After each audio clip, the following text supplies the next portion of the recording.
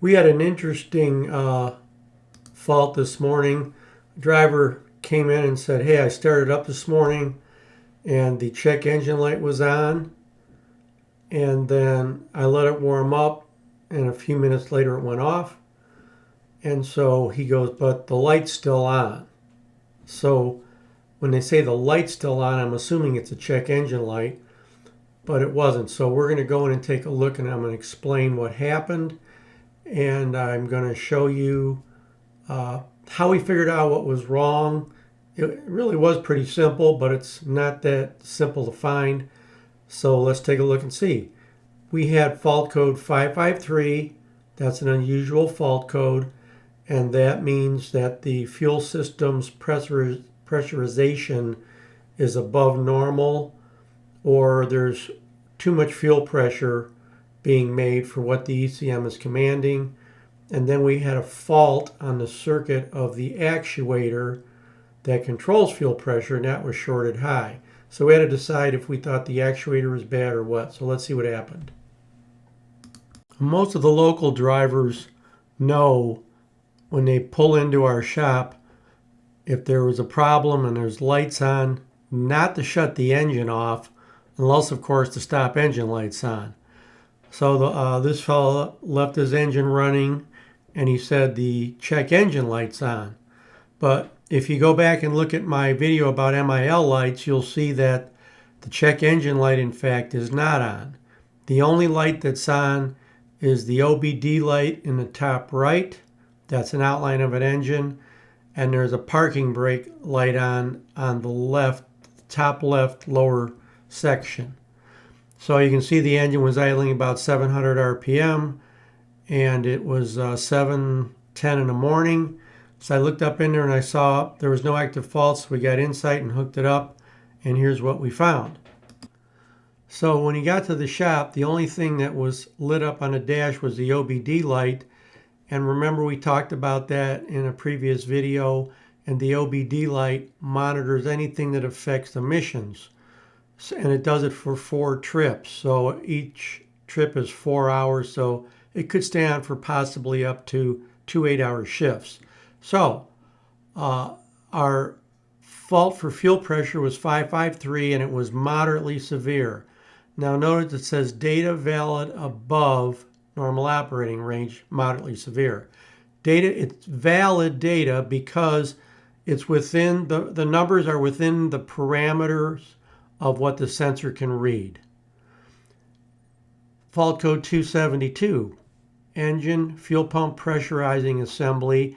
That's another way to say fuel actuator or fuel pressure control circuit is above or shorted high, above normal shorted high. That means it's open. So if it's open, the plunger in the fuel actuator slams shut, and the pump builds all the fuel pressure it can. Because remember in an earlier video where we said if you unplug the actuator, the pressure will go up to 30-some thousand if the pump and fuel system are in good shape. And it did in this case. So let's look at the timestamps on the far right. Fault code 272, this started the problem. The circuit went open, and that 11 hours, 32 minutes, and 59 seconds is counting from the time it happened until I first hooked up. So that was the first fault to occur. And as the timestamp gets smaller or less time, we are moving towards when I actually hooked up to it with Insight and made this image. So we see that the fuel pressure happened 1 second after the pressurizing problem happened. And that makes sense. The circuit went open, the solenoid slammed shut, and the pressure went out the roof. We can also see over on the bottom that the engine was making about 33,000 and it was commanding about 7. And you can also see there was no depth pressure yet, so that tells me he had just started the engine up. Of course, oil and water temperatures are both cold as well. So the driver was reporting accurately what happened as best he knew. So here's what we found wrong. This is a parts explosion. Number 53 is the fuel actuator solenoid that logged fault 272.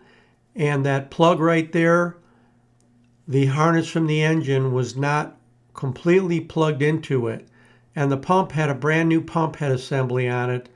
So somewhere at another branch, they had the pump head replaced, and when they plugged the harness plug in, it didn't lock. Now the reason it didn't lock is when we pulled it out, the I don't want to call it an O-ring because it's a square seal that goes around the male part of the plug. It was all swollen. So when they pushed it together, it didn't lock because it couldn't get to the end because of that swollen seal. So as he was driving, it slowly vibrated and it started to unplug itself. And when it got to the place the pins were just touching, that's what happened. So we just removed the male plug out of the female plug. That 53 has a female end on its harness. We removed the male end out of it, put a new square seal on it, cleaned it off, plugged it in, started up, faults were inactive, cleared shut it off, key on, cleared the faults with Insight. The OBD light went off, and we sent him on his way. Thanks for joining me on Neural Splendor.